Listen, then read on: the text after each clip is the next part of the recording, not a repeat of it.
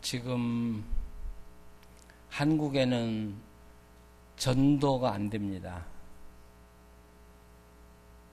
전도하는 사람들이 참 우습게 보이는 그런 시대가 됐습니다. 제가 전 시간에도 이야기했지만 이단들은 그렇게 사람들이 미워하지 않는데 교인들은 그렇게 미워해요. 그래서 제가 물었어요. 왜 그러냐? 그랬더니 예수 믿는 사람들이 예수 닮지 않았기 때문에 그런다는 거예요. 요즘 교회에서 많이 그런 이야기해요. 한국 교회가 뭐 부흥하는 길, 또 사회 신뢰를 회복하는 길, 뭐 이런 뭐 심포지엄도 하고 강의도 참 많이 해요. 근데 나는 다 부질없는 소리라고 생각해요. 구제금을 늘려라. 뭐 장학금을 뭐 사회 사업을 더 많이 하자. 그런 걸로 회복이 되겠습니까? 지금 세상 사람들은 본질적인 걸 가지고 이야기합니다. 너희들이 예수 믿는다는데 예수 안 닮았다고 이야기하는 건데 우리가 구제 많이 하고 장학금 주면 그 사람들이 우리를 칭찬할 것 같습니까? 그들이요, 한국교회가 구제 많이 하는 거 다 알고 있어요. 사회사업 많이 하는 거 다 알고 있어요. 날아가는 것보다 더 많이 하는 거 알고 있어요. 근데 그것 가지고 말하는 게 아니에요. 예수 안 닮았다는 거예요, 너희들이. 대책을 세우자. 난 대책이 필요 없다고 생각해요. 무슨 방법론 가지고 이게 해결이 되겠어요? 길은 딱 하나밖에 없어요. 성경으로 돌아가고요. 성경대로 사는 거예요. 우리가 예수 믿는 사람처럼 살기만 하면 우리 젊은이들이 교회 돌아오고요. 교회 비방하던 사람들이 교회로 돌아와요. 예. 다른 길 없어요. 다른 길 없어요. 자, 그런데 왜 이렇게 됐냐? 한국교회가 왜 이렇게 됐냐? 우리의 신학이 잘못됐어요. 자, 여러분, 우리가 예수 믿으면 구원받는다. 그러죠? 맞아요, 틀려요. 자, 맞아요, 틀려요. 자, 또 틀려요. 예, 이게 틀려요. 그러니까 예수 믿으면 구원받는다는 게 히브리 사람들이 말하는 의미가 뭔가를 이해해야 되는데 우리식으로 이해를 해버린 거예요. 그러다 보니까 전혀 엉뚱한 게 된 거예요. 성경에 제일 많이 나오는 단어가 들으라는 이야기죠. 그렇죠? 들으라는 이야기, 쉐마라는 말, 쉐마 이스라엘. 그런데 쉐마라는 말 하면 우리는 무슨 생각을 해요? 듣는다가 뭐요? 그냥 귀로 듣는 걸 이야기해요. 그렇죠? 여러분이 지금 제 말 듣고 있죠? 근데 히브리어로는 이게 듣는 게 아니에요. 들어라, 하나님이 제발 내 말 좀 들어라. 그 말은 귀 기울여서 내 말 들으란 말이겠습니까? 아니요. 잘 듣고 그대로 살아라는 말이 반드시 따르는데 우리는 들어야만 된다 이렇게 생각한 거예요. 그래서 로마서 믿음은 들음에서 나며, 그러면 우리가 설교만 잘 들으면 믿음이 납니까? 뭐가 따라해? 사는 거예요. 사는 거예요. 그러니까 하나님 말씀 듣고 살아보고요. 그리고 살아계신 하나님을 체험해보고요. 그래야 그 사람의 신앙이 확실한 거거든요.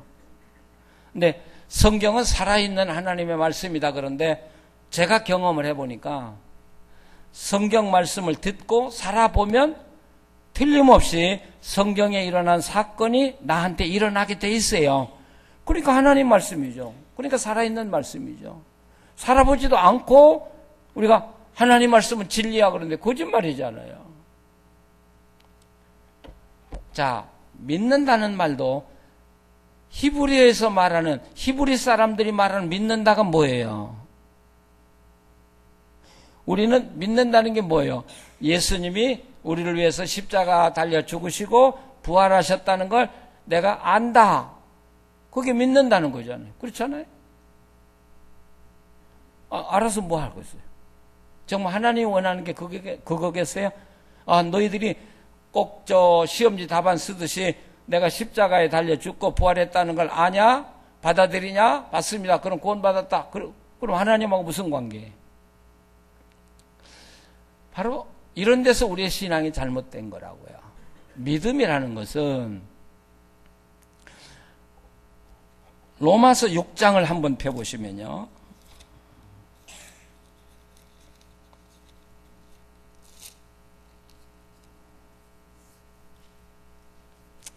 거기 로마서 6장 3절을 보시죠. 무릇 그리스도 예수와 합하여 세례를 받은 우리는 그의 죽으심과 합하여 세례를 받은 줄을 알지 못하느냐. 또 제 성경을 읽었네요. 역시 자기가 사용하는 성경이 편해요. 여기 합한다는 단어가 뭔 줄 아십니까? 합한다? 이게 결혼해서 부부가 된다, 그런 이야기입니다. 결혼해서 부부가 된다. 예수 믿는 게 뭐예요? 예수님이 우리를 위해서 십자가에 달려 돌아가시고 부활하셨다는 걸 받아들이는 거예요? 받아들여서 어떻게 하자는 거예요?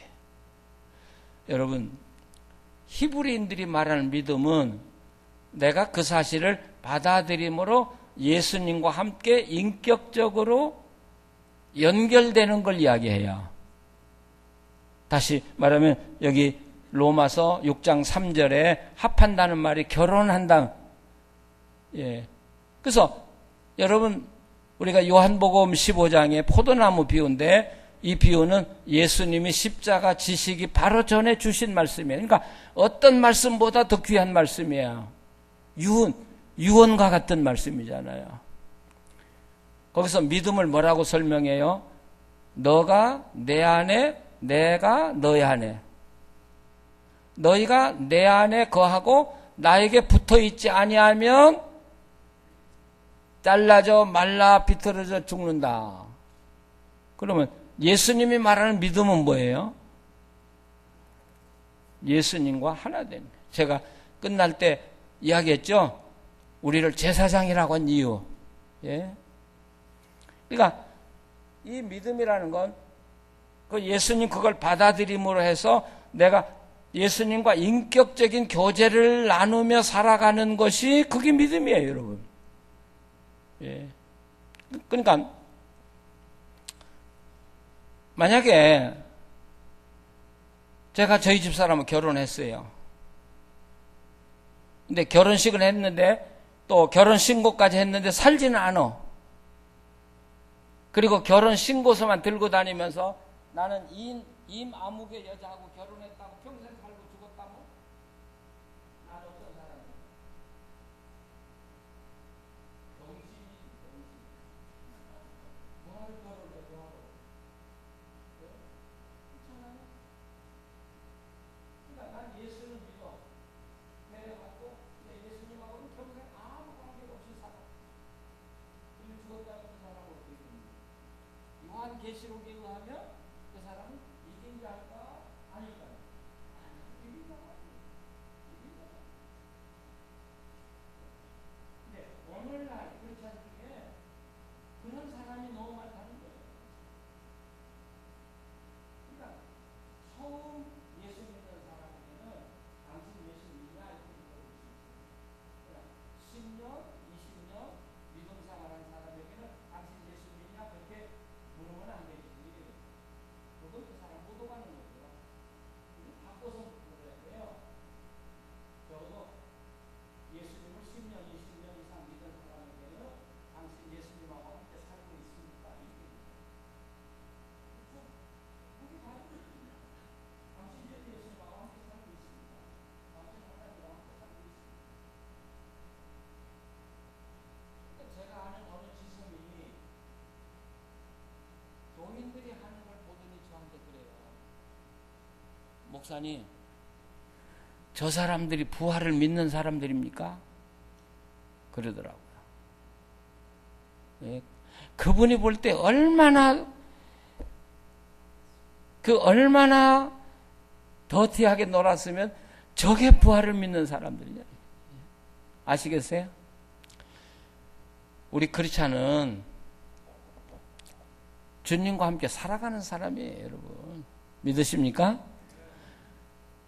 우리가 직분 어떻게 감당할까? 어떻게 교회 섬길까? 난 그게 중요하지 않다고 생각해요. 그게 중요하지 않다고 생각해요. 내가 예수님과 함께 살면 예수님이 나에게 지혜도 주시고 은사도 주시고 성령 충만도 주시고 열매도 맺게 하시고 하는 일에 또 열매가 맺게도 하시고 성령님이 다 하시게 돼 있는 거예요. 예? 내가 하려고 해서 하는 게 아니라. 근데 그리스도하고 연결이 안 됐는데 무슨 열매를 맺어요? 우리가 열매 맺어라 열매 맺어라는데 아니요. 그건 설교가 잘못된 거예요. 우리 고목사의 예. 열매는 그리스도 안에 연결이 돼서 접붙임을 받아서 잘 살기만 하면 열매는 가지는 제절로 자라고 열매 맺게 돼 있는 거예요. 이게 신앙이에요, 여러분. 예. 중요한 건 내가 예수님 안에 있냐는 거예요. 있냐는 거예요. 당신이 정말 예수님 안에 있다면 그렇게 살겠냐는 거예요. 그렇게. 예. 그렇게 교회를 대하고 성도를 대할 수 있겠냐는 거예요. 당신 예수님하고 함께 살고 있다면 말이죠. 저는 우리 교회가 살고 나라가 살기 위해서는 다른 길이 없어요. 하나님께로 다시 돌아가서 하나님하고 함께 사는 길밖에 없어요. 믿으십니까? 예, 함께 사는 길밖에 없어요.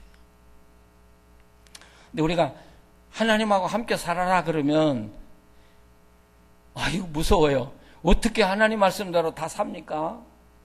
그래서 겁부터 나죠. 근데 하나님도 우리 다 알아요. 다 못 산다는 거 다 알아요. 그러나 하나님은 뭘 보시느냐? 하나님이 온전함 같이 너희도 온전하라. 우리가 어떻게 온전할 수 있어요? 우리 온전 못해요. 근데 저희들이 신학교 다닐 때요. 선교사 부인들이 영어를 가르쳤거든요. 근데 선교사 부인들이 영어를 가르칠 때 첫 시간 시험을 봐요. 그리고 맨 마지막 끝날 때 시험을 봐요. 예를 들면 처음 시험에 80점을 맞은 아이가 마지막에 90점을 맞아요. 근데 처음에 60점을 맞은 애가 80점을 맞아요. 마지막에는. 근데 80점 맞은 애를 A 학점 주고 90점 맞은 애를 B 학점 줘요. 나할 리가 낫죠. 어떻게 90점짜리가 B 학점이고 80점짜리가 A 학점이냐는 거죠. 이게 그 선교사 부인이 뭐라고 하는 줄 아세요? 우리는 점수를 보는 게 아니라 당신이 얼만큼 성장했냐를 보는 것이다. 그러니까 60에서 80이면 20 성장했고 80에서 90은 10점밖에 성장 못했다는 거예요. 그러니까 너는 A 학점이고 너는 B 학점이다. 이게 하나님이 우리를 보시는 방법이에요. 예? 우리가 100% 온전하게 못 살아요. 그러나 내가 주님을 닮으려고 100% 노력을 하면 실수도 할 수 있어요. 넘어질 수도 있어요. 그러나 내가 100% 노력하면 하나님은 어느 걸 보고 점수를 줘요? 그 100%를 보고 주시는 거예요. 그래서 나는 하나님이 너무 고마워. 흠도 많고 정말 잘못도 많고 그런데 그거 다 안 보시고 그래도 네가 살려고 얼마나 노력했느냐 하는데 점수를 주시니까 나 같은 것이 하나님 앞에서 점수를 따고 우리가 사는 거 아니겠어요? 아시겠죠? 예, 아시겠죠? 구원이라는 것도 그래요. 믿으면 구원받는다. 구원이라는 단어가 성경에 참 많이 나오는데 단어는 구원인데 의미는 여러 가지예요. 근데 성경에 나오는 구원이라는 단어가 대체적으로 어려움에서 건짐을 받는다고 할 때 구원받았다 그래요. 병들었던 사람이 나을 때 구원받았어요. 위기에 빠졌던 사람이 건짐을 받을 때 구원받았어요. 가난했던 사람이 풀려났으면 구원받았어요. 그 구원하고 예수님이 말씀하는 구원은 의미가 다르더라는 거예요. 예.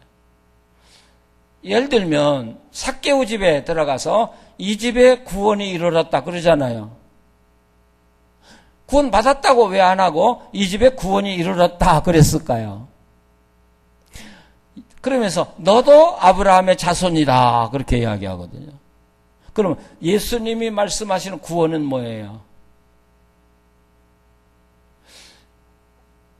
예? 뭐겠어요? 요한복음 3장 16절 하나님이 세상을 이처럼 사랑하사 독생자를 주셨으니 이는 저를 믿는 자마다 멸망치 않고 영생을 얻으리라 그랬어요. 구원을 얻으리라고 않고 영생을 얻으리라 그랬어요. 여기서 영생이란 뭘까? 예? 바꿔서 말하면 구원이라고 말했어요. 그러니까요. 예. 여러분, 요한복음에서 말하는 영생은 예를 들면 죽어서 가는 게 아니에요.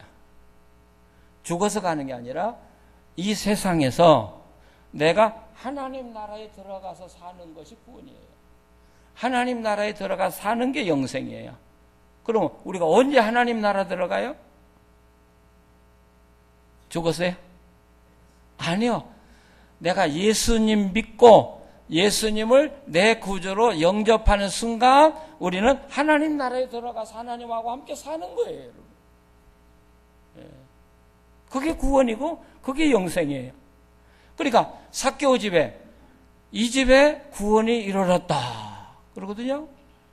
그럼 거기서 구원이란 말은 무슨 뜻이에요?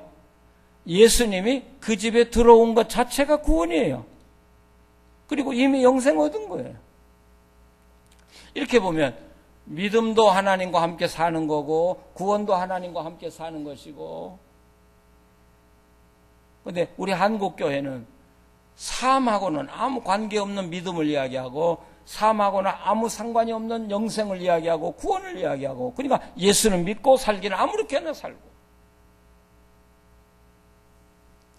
근데 요한계시록은 이 세상의 삶과 하나님의 나라 삶이 절단이 안 돼 있어요.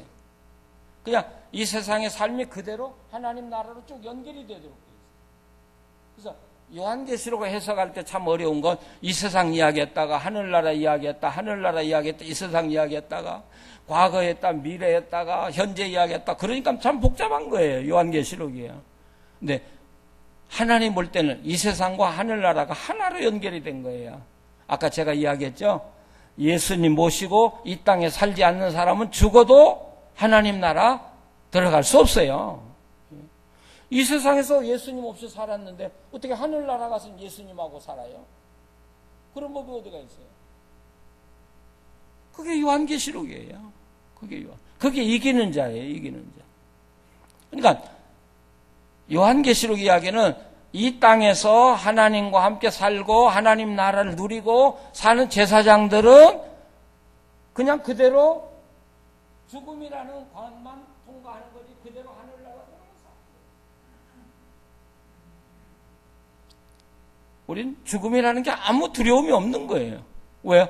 그냥 내 삶이 그대로 하늘나라로 이어지니까. 그게 성경이고 그게 사실 요한계시록이고 예수님이 하신 말씀이 바로 그런 뜻이고요. 그러니까 우리가 그렇게 안 살았기 때문에 교회 다니는 사람 따로 있고 예수 믿는 사람 따로 있고요. 이제 교회 다니는 사람, 교회 직분자만 되지 마시고 하나님과 매일매일 살아가는 여러분 되시기를 바랍니다.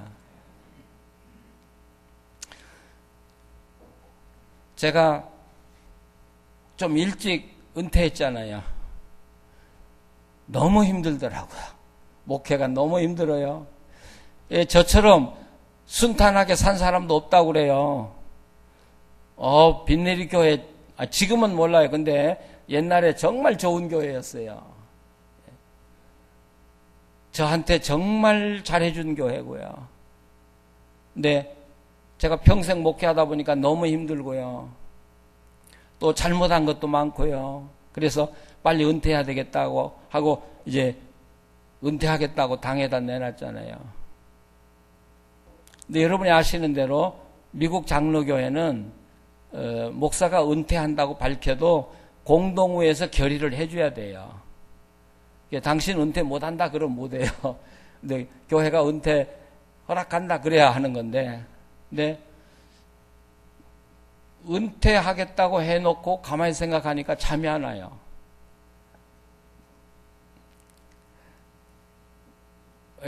목사가 돈 이야기하면 참 추접스러운 건데, 그 교회가요, 저를 1년에 연봉 12만 불을 넘겨주었다고요. 근데 목사는요, 많이 받아도 안 남고, 적게 받아도 또 모자라지도 않는 게 또 목사예요. 하여튼 참, 그래서 저는 목사의 삶은 공중에 나는 새라, 그렇게 이야기하는데요. 근데 그렇게 받고, 제가 강의하고 책 쓰고 하니까 1년에 연봉이 약 15만 불 되더라고요. 근데 은퇴를 딱 하면 제가 한 달에 얼마 받는 줄 아세요? 2,600불이에요. 자, 집 페이먼도 안 떨어졌고요. 갑자기 2,600불 가지고 산다고 생각하니까 저녁에 2시에도요, 막 잠이 막 벌떡 깨가지고요, 이 천장하고 땅이 붙어버린 거예요.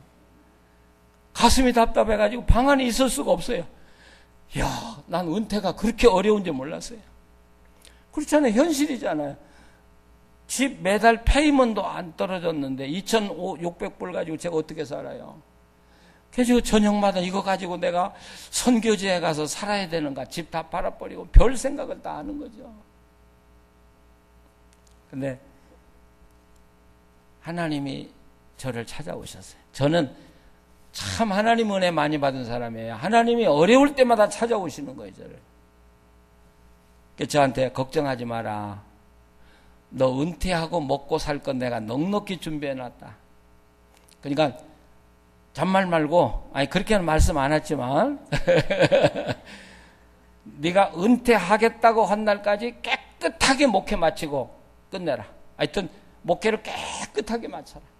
그 다음에 내가 책임지마. 그 말 들으니까 좀 위로가 되더라고요.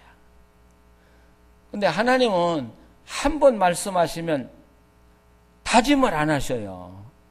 근데 저는 하나님한테 들었으니까 믿는데 우리 집 사람은 직접 안 들었으니까 참 궁금하잖아요. 그러니까 또 나한테 그래요. 여보, 한 번 더 물어봐. 하나님 보고. 은퇴하고 먹고 살 거 준비해 놓으셨느냐고 한번 물어봐. 하나님은 다시 말씀 안 한다니까. 사람이나 다짐하지 하나님은 절대로 다짐하는 법이 없어. 한 번 이야기하면 끝나는 거예요. 근데 저도 은근히 걱정이 되잖아요. 아니, 말씀을 하셨는데 막막하잖아요. 제가 은퇴하고 갈 데 없잖아요. 근데 제가 이제 2007년 12월에 이제 마치기로 돼 있는데, 자, 5월 달이 지나고요. 6월 달 6개월밖에 안 남았잖아요. 근데 6월 달에 장신대 총장이 교수를 달라스에 보낸 거예요. 그래가지고 저보고 와서 우리 학교에 와서 우리를 좀 도와달라고. 여러분, 우리 고목사님처럼 공부를 많이 하고 신학 교수로 온 분은 뭐 은퇴해도 뭐 또 오라는 데가 많겠지만, 저는 목회만 한 사람인데 어떻게 신학교에서 저를 불러갑니까? 제가 장신대 가서 들으니까요, 장신대가 얼마나 뻣뻣하든지 천사 보고 오라고 해도 하늘나라 놓고 오는 곳이래요. 그리고 실제로 어느 돈 많은 목사님 은퇴하고 학교에 5억을 내놓고요. 내가 5억을 내놓을 테니까 강의 한 강좌만 시켜달라고 해도 거부했던 학교래요. 근데 평생 목회만 하는 내가 어떻게 그 학교 가서 강의를 할 수 있어요? 근데 오라고 오잖아요. 근데 조건이 무진장 좋아요. 교수 사택 무료로 주고요. 전기세, 물세, 전화세, 인터넷세 다 학교가 대주고요. 할렐루야. 강의비 또 주고요. 아, 나는 천국이 따로 없다고 봐요. 그러니까 교수들은 불평이 많았어요. 저 때문에. 전임 교수들한테도 교수 사택을 안 주는데, 이건 평생 목회만 한 목사한테 사택을 주고 뭐 전액을 다 주고 봉급 주는 데가 어디 있어요. 네. 그래서 제가 가서 그 총장님하고도 잘 몰라요. 그래서 제가 물었어요. 어떻게 해서 나를 오라고 했냐. 그러니까 그 총장이 그러더라고요. 목사님, 나한테 고맙다고 하지 마세요. 자기가 학교를 위해서 2년 전부터 기도했대요. 하나님, 이 학교를 통해서. 그랬더니 하나님이 미국에 있는 이연길 목사를 불러와라. 2년 전부터 말씀하시더라고요. 그래서 하나님이 당신 불러왔지 내가 불러온 거 아니니까 나한테 감사하지 말라는 거예요. 5년을 사는데 정말 행복하게 살았어요. 자, 집주죠. 또 제가 갔다고 가구도 새 걸로 쫙 넣어줬죠. 교수들은 그래 본 적이 없다니까 교수들이 나를 얼마나 미워했겠어요. 예. 그 강의했다고 돈 주죠. 그 강의하고요, 돈 받으면요, 한 달에 많이 받으면요, 3,000불도 받아요. 뭐 3,000불 별거 아닌 것처럼 웃으시는데, 저한테는 엄청나요. 그리고 5년을 한국에서 먹고 살고 남잖아요, 돈이. 그러니까 미국에서 나온 2,600불 가지고 집회임원이 5년 딱 끝나고, 5년 딱 끝나니까 학교 강의 딱 끝났어요. 하나님이 얼마나 정확하신가.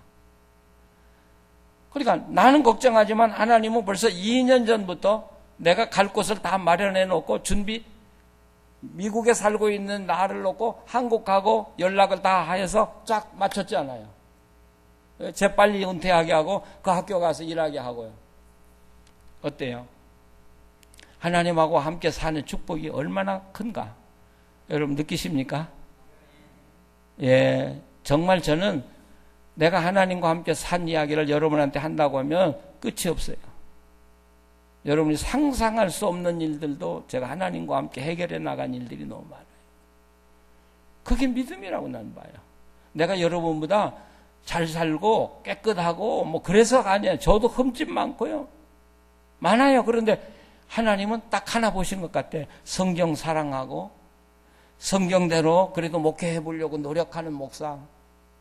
예, 그래도 넌 내가 쓸만해 아마 그러신 것 같아요. 그래서 장신대에서 5년 강의 마치고 이제 내 인생은 끝났다. 70도 넘었고 이제 끝났다 그랬더니요. 아니 일이 더 많아졌어요. 예. 그래서 우리 집사람하고 당신 72세까지만 일하면 좋겠다. 근데 연장이 돼가지고 지금 80까지만 하면 되겠다고.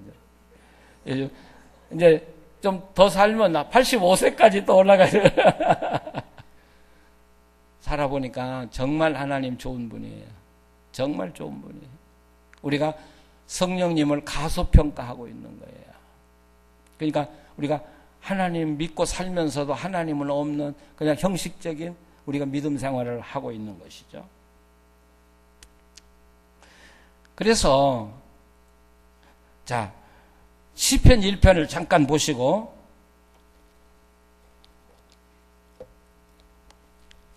이 시편 1편은 대단히 중요한 장이에요. 여러분 히브리 문서는요.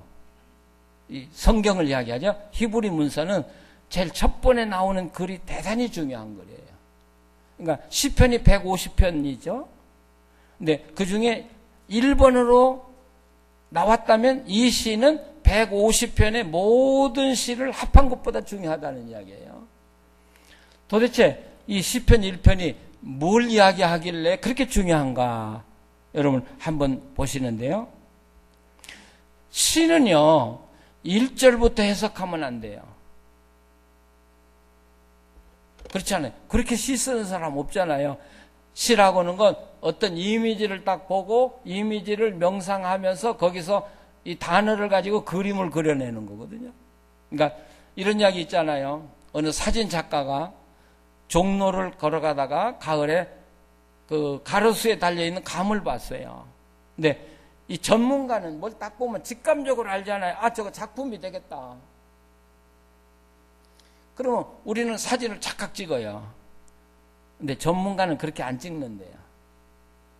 거기서 1시간 봐요. 그리고 안 찍고 집에 가서 누워서 잠을 자면서 또 생각해요. 그 감을 어떻게 구도를 잡아야 돼. 그리고 이튿날 와서 또 본대요. 1시간 또 보고 또 안 찍어요. 그렇게 한 3일, 4일을 본 다음에 마지막으로 사진을 찍는데요. 그러니까 우리는 보자마자 찰칵 찍으니까 우리는 아마추어고 시도 마찬가지예요. 시도 그렇게 해석하는 거 아니에요. 이 1편의 저자가 어떤 이미지를 보고 시편을 써내려 갔느냐 하는 걸 보는 거죠. 그러면 이 시의 중심 구절은 어디에 있냐면 3절이 됩니다. 3절. 그런데 그는이 누구예요? 복 있는 사람이에요. 근데 여기 복 있는 사람이란 단어는 복 있는 사람이란 단어보다도 복 받을 만한 사람이요. 그런 뜻입니다. 복 받을 만한 사람이요. 근데 복 받을 만한 사람은 어떤 사람이냐? 시냇가에 심은 나무와 같은 사람이다. 근데 여기서 중요한 단어는 시문이라는 단어예요. 시문. 자, 시문하면 우리나라 성경의 의미는 어떤 느낌을 받아요? 시문 그 말은.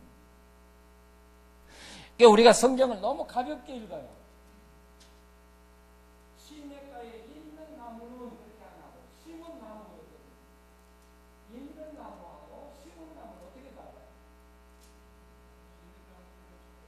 저절 읽고요. 정확하게. 그러니까 영어로 말하면 planted by who? 원래는 이 나무가 시냇가에 없었던 나무예요. 근데 누군가가 옮겨 심어줬어요. 그러면 이 나무가 시냇가에 오기 전에는 어디에 있었을 것 같아요?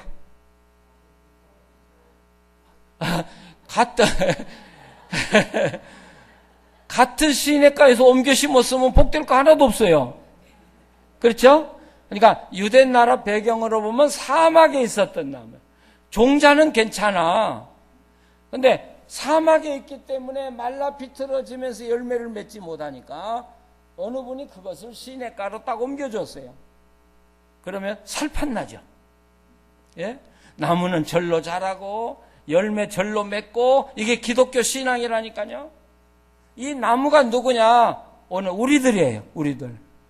누가 우리를 사막에서 시냇가로 옮겨줬어요? 누가요? 하나님이.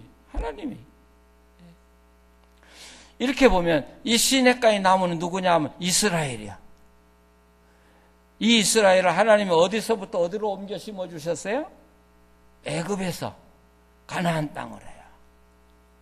이 시냇가는 다윗이 이 시를 썼다면 이 시냇가는 이 나무는 누구요? 다윗이요. 다윗.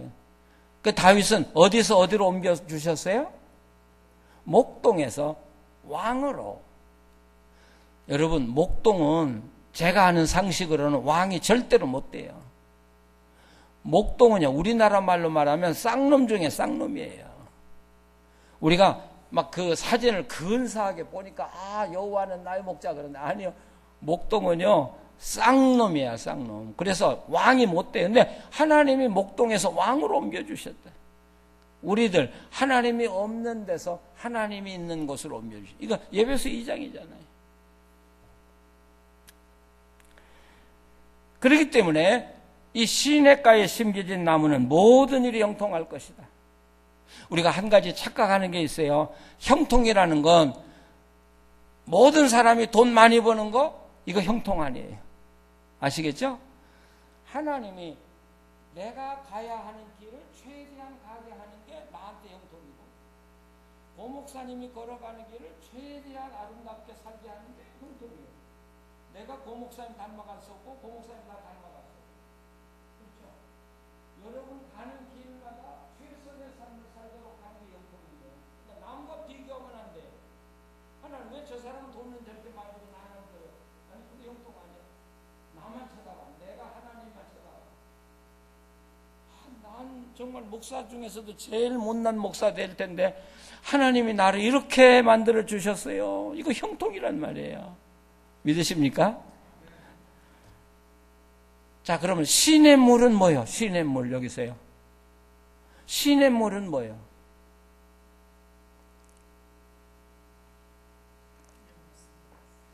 하나님이죠.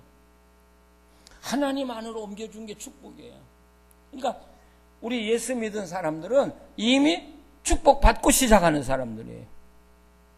아시겠어요? 우리 축복 받으려고 교회 다니는 거 아니에요. 축복을 이미 받고 누리려고 다니는 거예요. 누리려고.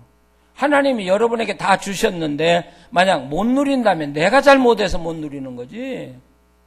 그러니까 우리는 받은 축복을 어떻게 끝까지 이루어내느냐 하는 게 우리 책임이에요. 그건 우리 책임이에요. 자, 그런데 이 시냇가는 하나님인데 유대인들은 뭘로 해석하냐면 율법으로 해석해요. 도라. 우리로 말하면 하나님 말씀 안에 심겨진 게 축복이라 그렇게 말해요. 왜 그럴까요?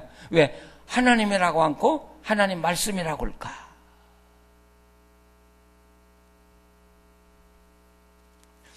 유대인들에게 유대민족이란 뭐냐?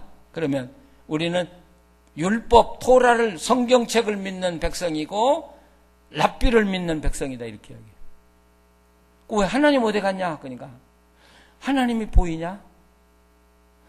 하나님은 보이지 않아. 근데 우리가 하나님을 만나는 길은 성경밖에 없어. 성경 안으로 들어가는 것이 하나님 만나고 성경 가지고 사는 게 하나님과 하고 사는 거야. 그럼 왜 랍비냐? 하나님의 말씀을 정확하게 우리에게 가르쳐주고 인도하는 분이 랍비이기 때문에 우리는 랍비 없이는 살 수 없어. 그러니까 우리는 율법의 민족이고 랍비의 민족.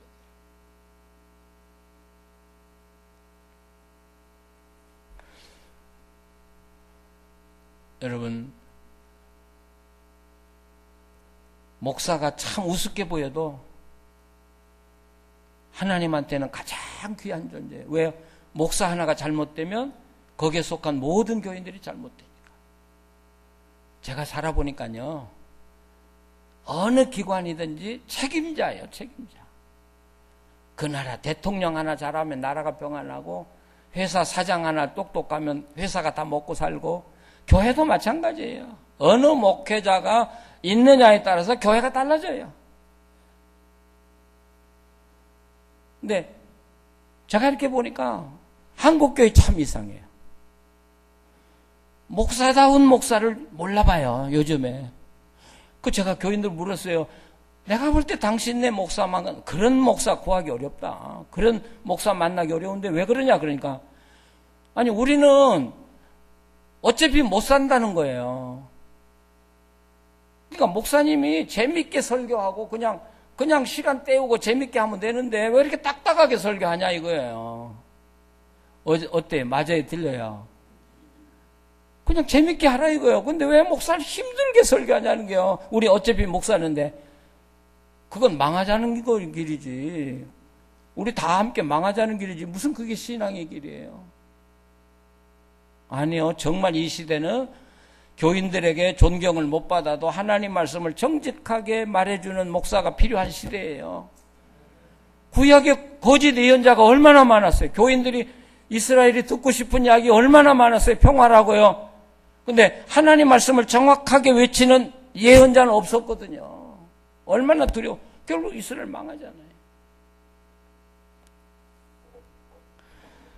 자, 이제 시간이 없으니까 시냇가에 지금, 그러니까 여러분 교회 다니는 것으로 만족하지 마시고 어디에 들어가셔야 돼요? 성경으로 들어가야 돼요. 그래야 성경 지식을 얻으려고 하지 마세요. 성경 속에 들어가서 하나님을 만나려고 노력하세요. 성경만이 하나님이 누군가를 가르쳐주고 하나님이 뭘 좋아하시는가를 가르쳐주고 우리가 하나님 어떻게 섬기는가를 가르쳐주는 건 성경밖에 없어요. 그러니까 우리가 성경 떠나면 크리스찬이 아니에요. 자기가 생각하는 예수님, 자기가 생각하는 하나님 믿으면 그건 신앙 아니죠. 그래서 성경으로 돌아가야 돼요. 자, 그러면 시냇가에 심겨진 나무는 저절로 물 먹고 자라고 열매 맺는데 나무가 해야 될 일이 딱 하나 있어요. 뭘 해야 될까요? 물 빨아 먹는 건 나무가 해야죠. 그렇지 않아요? 우리가 양떼를 물가까지는 목자가 인도할 수 있어도 물을 넘기는 건 양이잖아요. 하나님 우리를 말씀 가운데 시냇가에 옮겨 심어 줄 수는 있어도 물을 넘기게 할 수는 없잖아요. 물을 넘기는 건 우리잖아요. 자, 그러면 물을 어떻게 넘겨야 될까? 그게 2절이야, 2절. 뭐라고 되어 있어요? 오직 여호와 율법을 즐거워하여 그의 율법을 주야로 묵상하는 자로다. 아주 간단해요. 성경이 재밌어야 돼. 근데 우리가요, 하나님은 즐거워라 소리 참 많이 하시더라고요. 하나님하고 함께 사는 비결이 뭐냐? 하나님을 즐거워하라. 로마서 5장 1절 2절. 예수 그리스도로 말미암아 하나님의 영광을 바라고 즐거워하느니라. 예수 잘 믿는 게 뭐예요? 하나님 앞에서 즐거워하는 거야. 제가 물어보고 싶어요. 남편을 사랑하는 게 어려워요? 즐거워하는 게 어려워요? 아니, 또 바꿔요. 아이고, 나이 드시더라고요. 아니, 여러분, 남편이랑 빼고, 사랑하는 것이 어려워? 즐거워하는 것이 어려워? 즐거워하는 것이 싫어요? 둘 다 싫어요?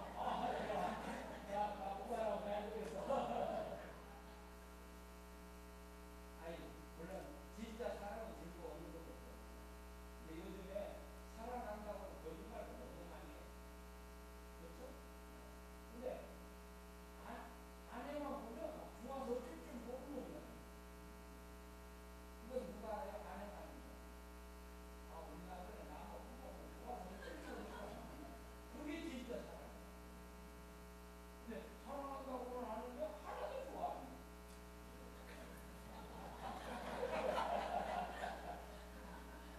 저거 언제 내 앞에 사라지나 하고 있는데. 하나님도 우리가 억지로 하나님 사랑하려면 하나님 좋아. 기본 살아야 돼. 나 그렇게 너희들한테 구박하라. 그러지 않아? 어떻게 하라고? 그러니까 하나님 말씀도 그렇잖아. 하나님이 정말 좋고 즐겁다면 하나님 말씀이 재밌어야 할 거야. 하나님이 이런 분이구나. 하나님이 이렇게 원하시는구나. 저도 젊은 목사일 때 성경 잘 못 읽었어요. 그래 무서워. 그래서 못 삽니다. 어느 날부터 성경을 잘 읽기 시작. 아무것도 모르고 성경만 보면 재밌어. 그러다 보니까 그동안에 살기 힘들었던 성경이 사라지기 시작. 아니 없어진다는 말이 아니라 살아가고 있어. 이거 문제 없네. 하나님 보니까 이게 신앙. 아시겠어요? 그러니까 여러분 억질로 예수 믿지만 하나님 좋아서 하나님, 그러니까 우리가 주일날 예배하러 와서 하나님 너무 좋아요 막 그렇게 기도하는 사람이 최고의 기도야. 뭐 달라고 조르는 게 중요한 게 아니더라고요. 하나님하고 같이 살아보니까 하나님 너무 좋아요 그러면 내가 필요한 건 하나님 앞서가면서 다 해결해 주시고. 근데 어떤 사람은 막 때를 쓰는데 못 얻어. 이게 신앙이에요. 즐거운 거. 좋아서 봉사하는 거야. 당신이 좀 그만해. 내가 좋아서 하는데 누가 뭐라 그래. 우리 아이들 공부도 그러잖아요. 천재보다 더 공부 잘하는 아이가 누구요? 노력형보다 더 뛰어나는 애들이 좋아서 하는 애들. 좋아서 하는 애들은 못 당해요. 신앙도 그렇대요. 말씀 즐거워해라. 성경이 재밌어서 해라. 많이 억지로 읽으려고 하지 마라. 그냥 재밌어서 읽어라. 한 절을 읽든 한 장을 읽든. 그런데 성경은 보통 이렇게 맥락으로 읽어야 하기 때문에 한 장은 읽어야 돼요.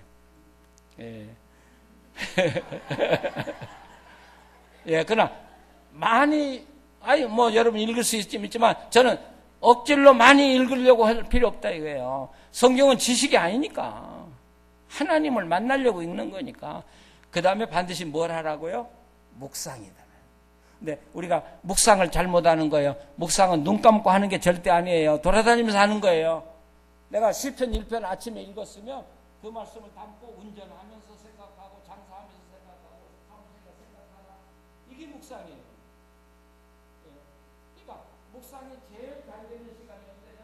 화장실에 앉아서 담요 없을 때 저는 그릇 디시워셔. 그래서요 설교하다가 설교가 맥히면 저는 우리 집사람 그릇 씻어요. 오늘 30분 씻으면요 설교 한 번 있잖아요. 아 묵상이 최고야. 그러니까 그릇 씻으면서 딴 생각하면 안 돼요. 그 시간에 성경 나는 참 보기도 잘하구나. 내가 시내가에 옮겨졌잖아. 근데 묵상이 왜 좋냐면 이렇게 묵상을 하다 보면 성령님이 갑자기 뛰어들으시죠. 내가 너 얼마나 사랑하는지 아니? 네. 어떤 때는 막 나무 타고 감격하고 내가 너 사랑한다. 내가 지금 어렵고 힘들어서 하나님께 기도할 때 하나님이 뭐 그거 해결해 준다 그렇게 말씀하잖아. 내가 너 사랑한다 한마디만 아시겠어요? 그래서 묵상이 필요한 거예요. 그리고 성경을 깨닫게 하시고. 자, 그러면 시냇가에 옮겨 심어졌는데 물을 안 마시는 나무는 어떻게 되냐? 그게 4절이야. 그게 4절이야. 자, 4절 같이 한번 읽어보세요. 악인들은 그렇지 아니하며 오직 바람에 나는 겨와 같도다. 야, 악인은 뭐예요? 악한 일을 행하는 사람이 아니라 시냇가에 옮겨 심어줬는데 물을 안 마시니까 꽃은 피는 것 같고 열매를 맺는 것 같은데 까보니까 알맹이가 하나 더. 그러니까 시냇가에 같이 심겨졌어요. 같은 교회에 심겨졌어요. 어떤 교회는 하나님 말씀을 먹으면서 즐거워하고 하나님을 만나고 살아요. 그분은 열매가 맺어져요. 사람들이 다 존경해요. 어떤 사람도 열매를 맺는 것 같아요. 두 개가 비슷비슷해요. 네, 다 보니까 이것은 알맹이가 없어요. 여러분, 두 사람의 운명은 달라요. 어디로 간다고요? 사실이 뭐라고 그랬어요? 바람에 나는 겨와 같다. 그럼 어디로 간다는 말이에요? 그래서 악인은 심판을 견디지 못해. 죽정이는 어디로 가요? 그래서 자 6절에 이렇게 나와요. 의인들의 길은 여호와께서 인정하시나. 여러분 여기 인정이란 단어가 뭐냐면 야다요. 의인들의 길은 내가 안다 이거예요. 왜? 하나님과 거지하고 사니까 그 사람이 가는 모든 길을 내가 알고 있어. 하나님 알고 계셔. 그분을 축복해요. 아기는 한국이야. 같이 공사해요. 같이 집도 나누고 일해요. 네, 열몇 년째 여기 살아요. 근데요, 저도 목회를 해보고 있고 목사님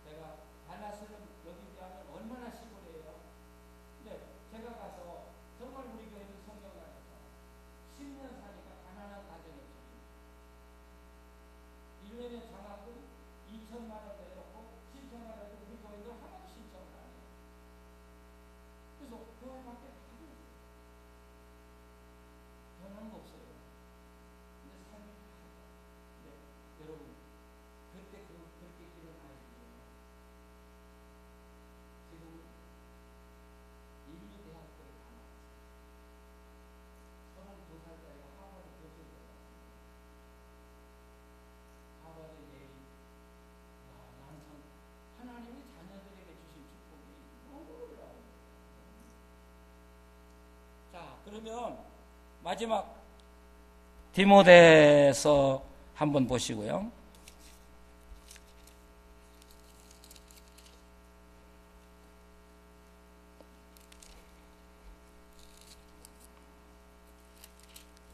디모데전서 3장 9절 말씀. 디모데전서 3장 9절 말씀 한번 같이 읽어보시죠. 깨끗한 양심에 믿음의 비밀을 가진 자라야 할지니. 아멘. 여기 저는 가장 중요한 게 믿음의 비밀. 직분자가 지켜야 될 게 많이 나와 있어요. 그렇죠? 많이 나와 있어요. 그런데 그 중에 뭐요? 믿음의 비밀을 가져라. 그러니까 우리가 하나님 나라에 들어와서 하나님하고 함께 사는데, 그렇다면 하나님을 위해서 내가 봉사한 뭔가 비밀을 하나 가지고 있어요. 그러니까 비밀이라고 보내는 저는 기프트, 은사는 하나 가지고 있어요. 근데 우리가 교회 다니고 직분 다 맡았어요. 근데 은사는 하나도 없어. 할 일이 없어. 그냥 교회만 왔다 갔다 해요. 그러면 할 일이 아무것도 없이 교회만 왔다 갔다 하는 사람은 그냥 교회만 왔다 갔다 합니까? 일 잘하는 사람 가지고 시비 걸겠대 있지. 예. 그러니까 회사에서도 일 안 하는 놈이 문제야. 할 일이 없으니까 하는 사람 가지고 시비를 걸어. 일하는 사람은 자기 일이 바빠서 남 간섭할 길이 없어요. 시간이 없어요. 예. 그래서 여기 뭐라고 하냐면 정말 하나님의 직분 맡은 3장은 집사 감독의 자격을 이야기하는데 비밀을 맡은, 비밀을 깨달은 사람이어야 한다. 비밀이 뭐예요? 기도의 비밀을 깨달아. 전도의 비밀을 깨달아. 가르치는 비밀을 깨달아. 사랑의 비밀을 깨달아. 봉사의 비밀을 깨달아. 저희 어머니는 그렇게 남에 비해서 공부를 많이 하시는 어머니가 아니에요. 근데 저희 어머니가 최 씨인데, 최 씨를 저는 참 존경해요. 아, 고집 대단해요. 근데 저희 어머니가 저를 낳기 바로 전에 예수를 믿었대요. 근데 예수님을 믿기 시작한 후부터 돌아가실 때까지 새벽 기도를 하루도 쉰 적이 없는 분이에요. 저희 어머니가 가지고 있는 게 뭐냐? 믿음의 비밀을 가지고 있어요. 기도하면 된다. 예, 기도하면 된다. 저희들이 이제 시골에 살았기 때문에 아프면 병원에 갈 길이 없잖아요. 그 어머니가 기도해줘요. 그러면 예수 이름으로 기도합니다 소리 마치기 전에 열이 나가. 저는 그렇게 배웠어요. 아, 기도가 이런 거다. 저는 그렇게 배웠어요. 이론은 몰라요. 어머니의 기도의 모습을 보면서. 그러니까 마을에 약국도 없고 병원도 없으니까 아프면 새벽에도 우리 집에 오고 낮에도 오고 우리 어머니한테 와요. 믿는 사람도 오고 안 믿는 사람도 오고. 예. 우리 어머니가 기도해주면 다 나아요 또. 우리 집에 있는 건 소화제 하나밖에 없어. 근데 기도해주고는 무슨 병인지 묻지도 않고 소화제만 줘. 근데 그거 먹고 다 나. 예. 그래서 그 마을의 80% 이상이 다 신자잖아요, 지금. 기도의 비밀. 예. 제가 어렸을 때 그래도 교회 가면 장로님, 권사님들은 참 존경했습니다. 왜? 그들은 기도했거든요. 교회 가정 하나하나를 놓고 정말 기도했거든요. 그리고 병자들이 나았다고요. 문제가 해결되고요. 교인들이 어려운 일 당하면 목사님 바쁘다고 생각하니까 장로님들한테 가서 부탁하면 장로님들이 기도해 주고요. 야, 그게 내 모습에, 내 마음에 그려진 장로님들, 집사님들, 권사님들의 그림이에요. 어렸을 때 전도부인이라는 게 있죠. 예, 전도사도 아니고 전도부인. 이렇게 자기가 일하면서 교회 봉사하는 분들이 있었어요. 근데 저희 교회에 이제 이 재봉틀 가지고 재봉하면서 봉사하는 전도부인이 있었어요. 근데 새벽에 갔다 오니까 도둑놈이 그 재봉틀 예, 손 재봉틀이라네. 그걸 가져가 버린 거예요. 근데 그분은 생명이 혼자 사는 이 여인에게는요. 그러니까 저희 할아버지 장로님한테 와가지고, 아니 도둑놈이 새벽기도 간 사이에 재봉틀을 빼갔다고. 그러니까 엎드려 기도하더니, 동네 맨 마지막 집에 그 퇴비 속에 가보라고 있을 거라고. 가보니까 아침에가 딱 뜨는데 반짝반짝 그러더라는 거죠. 그러니까 뭐라 그래요? 그 재봉틀 이렇게 실 꼽는. 그러니까 도둑님이 거기다 감췄는데, 실 꼽는 건 나와가지고 햇빛에 비춰가지고 반짝반짝 찾아오는 거예요. 이 정도는 돼야, 장로님이라고 좀 존경받지. 예. 이제 너무 바빠지니까. 그렇잖아요. 너무 바빠지니까 내 생활도 바쁘고 하다 보니까 우리들에게 신령한 은사를 잊어버린 거예요. 이게 현대인의 비극이에요. 우리 목사님들도 그렇고요. 정말 목사님들이 엎드려 기도하고 성경 연구하고 바르게 교회 인도하려고는 목사님은 정말 여러분 존경해야 돼요. 정말 존경해야 돼요. 그런 목사님하고 함께 믿음 생활한다는 게 정말 자랑스러워야 돼요, 여러분. 아십니까? 나중에 이제 세월이 흐르고 은퇴하고 나서 이제 피눈물 흘릴 때가 와요. 이게 남 이야기가 아니라니까 지금. 예, 있을 땐 몰라요. 그래서 그것도 찬송가 참 좋아. 있을 때 잘해 하는 게.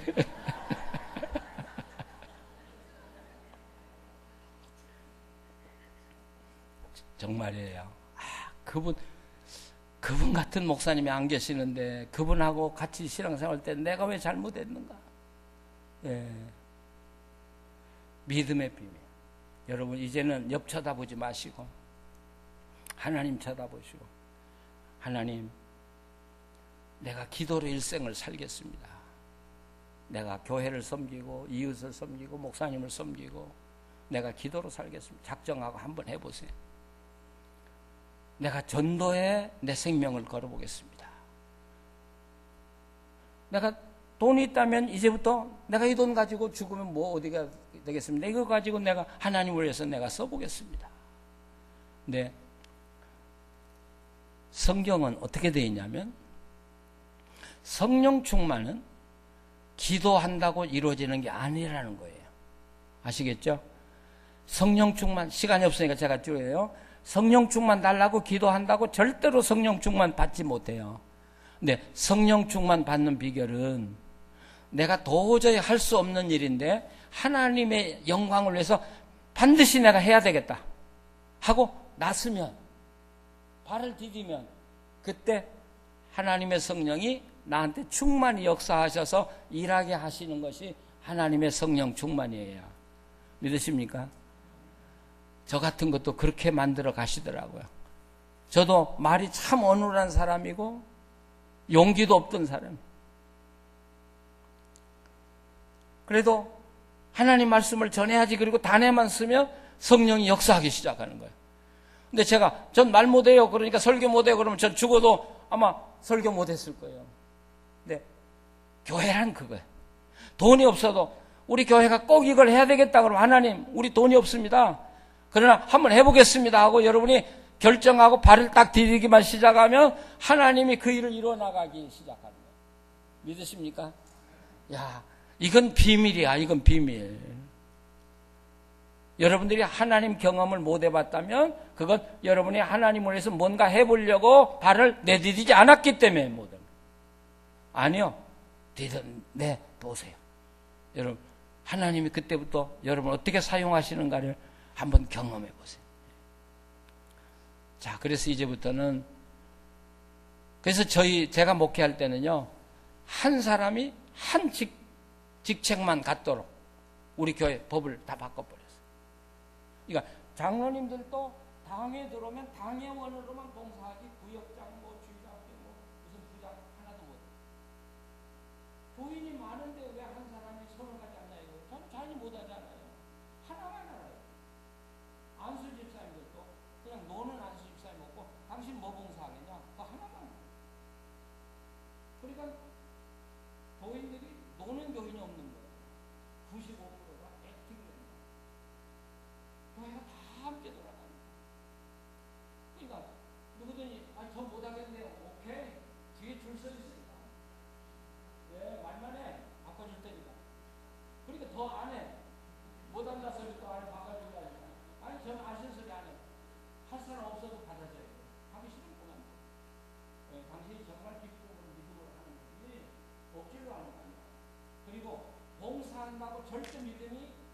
생기지 않아요. 우리 한국교회 믿음 없는 사람 일시키면 된다 이렇게 생각하면 절대 그렇지 않아요. 제가 40년 목회해본 결론입니다. 워싱턴 DC에서 성가대 대장도 하고 주일학교 부장도 하고 뭐 봉사를 너무 많이 했어요. 근데 저희 교회 오면 1년은 무조건 아무것도 못해요. 그분 불러다가 우리 교회는 1년은 아무것도 못합니다. 일반 신사를 1년을 살아보고 공부 열심히 하고 와서 당신이 할 만하면 내가 다시 기쁩니다. 그러니까 예 하겠습니다. 6개월 만에 보니까 교회 안 나와요. 그래서 신방 갔어요. 왜 안 나오냐니까 이상하네요. 아무것도 안 하니까 재미없어서 교회 못 다니고. 그러더니 영 교회 안 다녀 지금도. 또 나중에 저한테 뭐라고 보면 일하는 거하고 신앙하고 아무 관계가 없네요.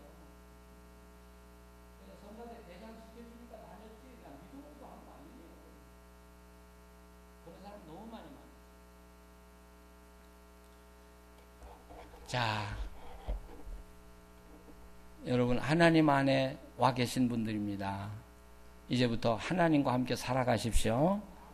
그리고 정말 하나님 손 붙들고 하나님이 주신 믿음의 비밀 하나 여러분이 가지고 하나님 내 일생 동안 이거 가지고 살겠습니다. 그러면서 그게 어떻게 열매 맺어 나가는가 여러분 한번 보시고 하나님이 여러분을 어떻게 쓰시는가 한번 경험해 보시고 예. 예.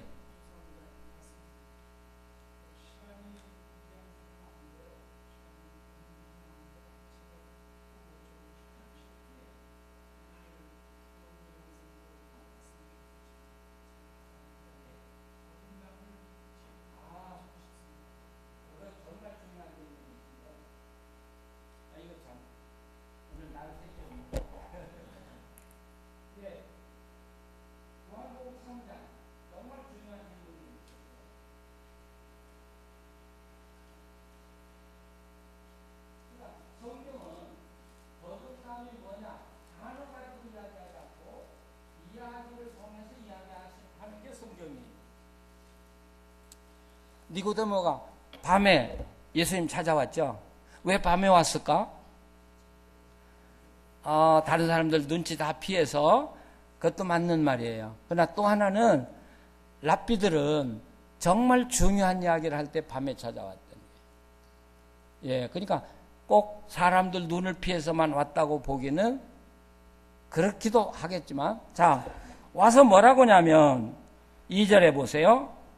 예수께 와서 이르되 제가 개역성경 읽어요. 랍비여 우리가 당신은 하나님께로부터 오신 선생인 줄 아나이다. 하나님이 함께 하시지 아니하시면 당신이 행하시는 이 표적을 아무도 할 수 없음이니이다. 그러니까 예수께서 대답하시되 진실로 진실로 내게 이르노니 사람이 거듭나지 아니하면 하나님 나라를 볼 수 없느니라. 자, 이 글을 잘 보셔야 돼요. 2절에 뭐라고 하냐면 하나님이 당신과 함께 하지 아니하시면 당신이 행하시는 이 표적을 아무도 할 수 없습니다. 이렇게 이야기했어요. 근데 예수님은 거듭나지 아니하면 하나님 나라 볼 수 없는데 그랬어요. 선문답 같은 거예요. 자, 그러면 니고데모가 당신이 하나님이 함께 하지 아니하면 이런 일을 할 수 없는 것에 아무나 이야기했으면 니고데모는 자기가 하나님 나라 안에 있다고 믿는 거예요. 밖에 있다고 믿는 거예요. 안에 있다고 믿는 거예요. 그러니까 나도 하나님 안에 있는데 보니까 당신도 하나님 안에 있다 이거예요. 그런데 예수님은 거듭나지 않으면 하나님 나라 볼 수 없는데 이야기했다면 예수님은 니고데모가 하나님